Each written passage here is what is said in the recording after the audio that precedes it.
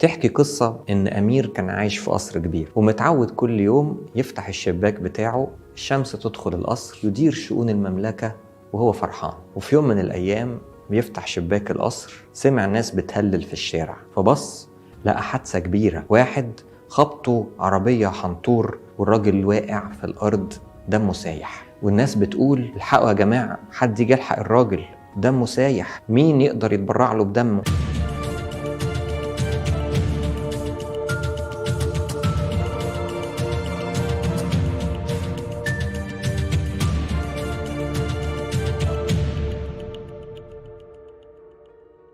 على طول الأمير ما كدبش خبر، مع إنه مش عارف الراجل ده قوي. مجرد ما نزل وشاف الراجل سايح في دمه قال يا جماعة حد يتصرف، الراجل ده دمه نوعه إيه؟ طب أشوف دم أنا كمان. قالوا له يا أمير أنت فين والراجل ده فين؟ الراجل ده الزبال اللي عايش على كومة الزبالة اللي في المنطقة الخرابة اللي قدام القصر. الأمير قال لهم خدوا من دمي والحقوا الراجل. أخدوا الأمير وأخدوا الراجل الزبال وراحوا المستشفى، وبقى الأمير بيتبرع بدمه ويدي للراجل الغلبان. ومع كل نقطة دم بتطلع من الأمير يضعف والراجل الغلبان يبتدي يفوق.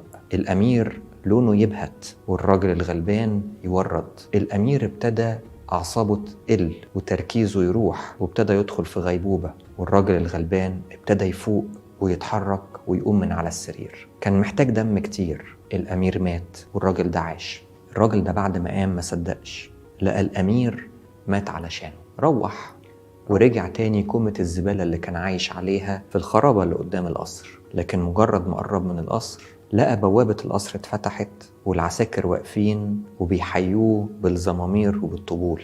يقول لهم في ايه؟ يقولوا له انت الوحيد اللي فيك الدم بتاع الأمير، اتفضل ادخل عيش في القصر. الراجل ما صدقش نفسه وتمنع، بالعافية دخل وطلع في القصر وهو مش مصدق نفسه. لكن قرر إن زي ما الأمير مات علشانه هو هيعيش حياة الأمير، وبقى كل يوم يدخل أوضة الأمير ويبص لصورته ويقول له أنا هشرفك، زي ما أنت حبيتني أنا هحبب الناس فيك، زي ما أنت اديتني حياتك أنا هديك عمري كله. أنا هعيش بدماغك، هعيش بروحك، هعيش بطريقة تفكيرك، مش هعيش بحياتي الأولى. تفتكروا الراجل ده لما يفتح الشباك تاني ويبص على كومة الزبالة اللي كان عايش عليها زمان هيفكر يرجع لها تاني؟ أو هيشتهي ياكل منها زي زمان؟ مستحيل. هو داء العز وداء الخير. أنا عارف إن هي قصة ممكن تكون سمعناها حتى وإحنا صغيرين.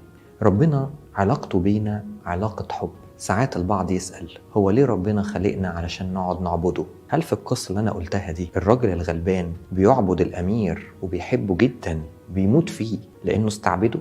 أو لأنه بيفرض عليه كده؟ العلاقة معكوسة تماما. دي جاية منه لأن الأمير أحبه في الأول، فبالطبيعي الإنسان السوي لازم يرد الجميل، لازم يعيش حياة حب.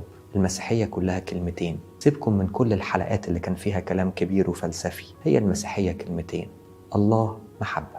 الله بيّن محبته إذ ونحن بعد خطاه مات المسيح لأجلنا. وعلى أساس كده إحنا بنبص للعالم كله على إنه كومة الحجارة اللي كنا عايشين عليها زمان. إحنا معاك يا رب عايشين في عز. لما أفتح الشباك وأبص للعالم تاني مش بكرهه، بس أنا خلاص خدت على العز.